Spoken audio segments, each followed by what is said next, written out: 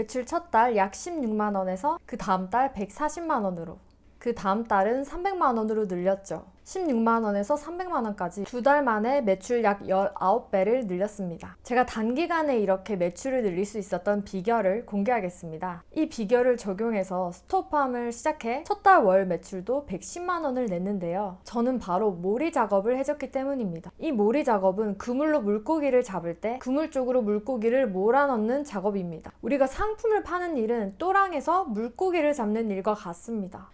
여기에 그물이 있으면요,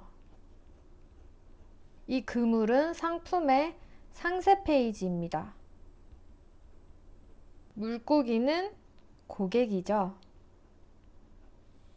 그물이 촘촘해야 물고기가 빠져나가지 못하는데요. 상세 페이지 구성이 탄탄하고 솔깃한 후기가 쌓여 있어야 고객이 빠져나가지 않는다는 겁니다. 그리고 고객들을 상품 페이지로 몰아주는 작업들을 해야 합니다. 이걸 바로 모리 작업이라고 하죠. 이 모리 작업을 했을 때와 안 했을 때의 차이는 분명히 있습니다. 그럼 고객은 어디서 몰고 오는 걸까요?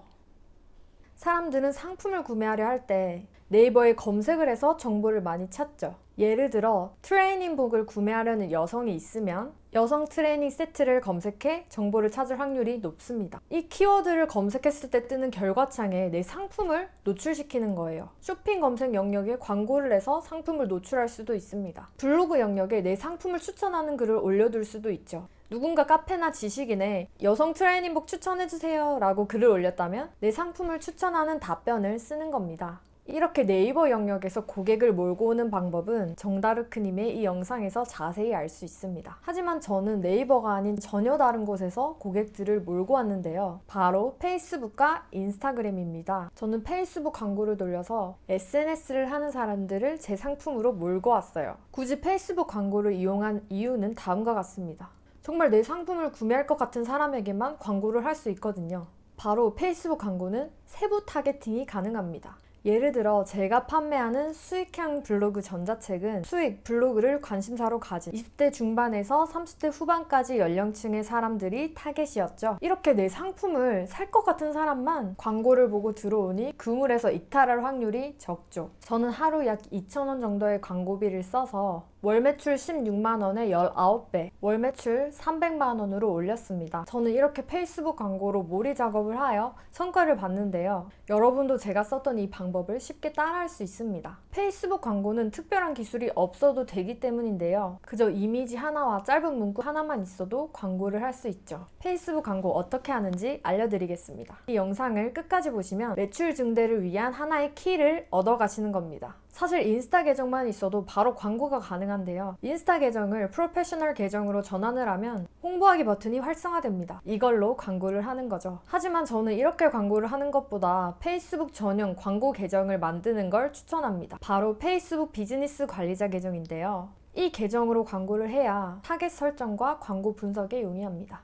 계정 만드는 법은 인터넷에 검색하면 다 나오니까 참고해주세요. 페이스북 광고는 총 3단계로 이루어집니다.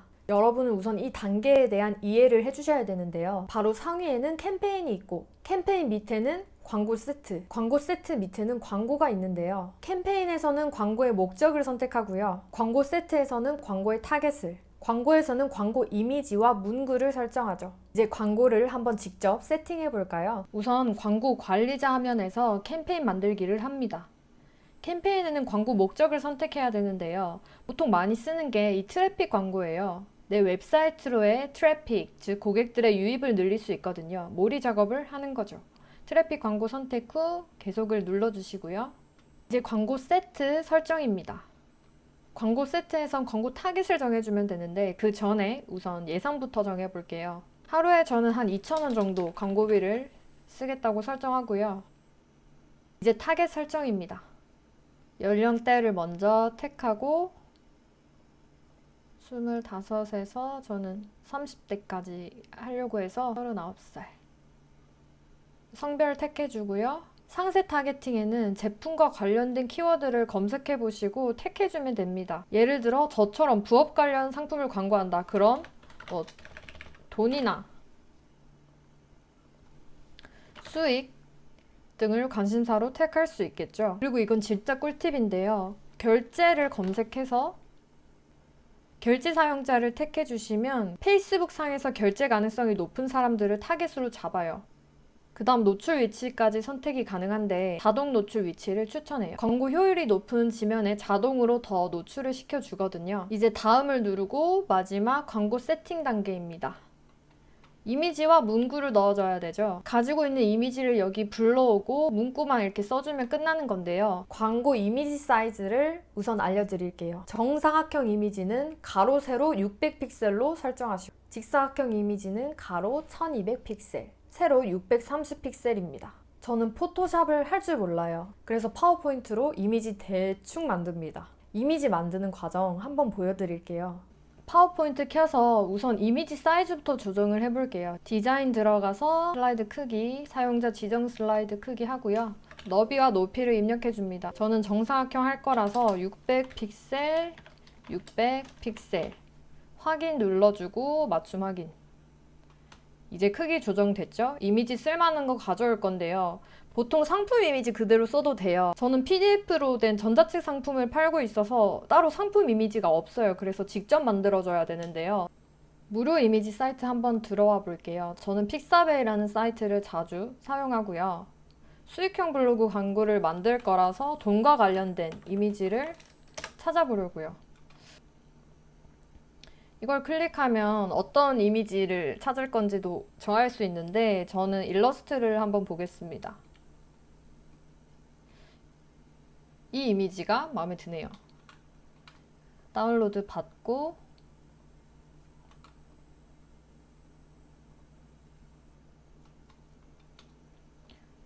파일을 받았습니다. 파워포인트에 이미지 불러와 주고요. 화면 크기에 맞게 맞춰주세요.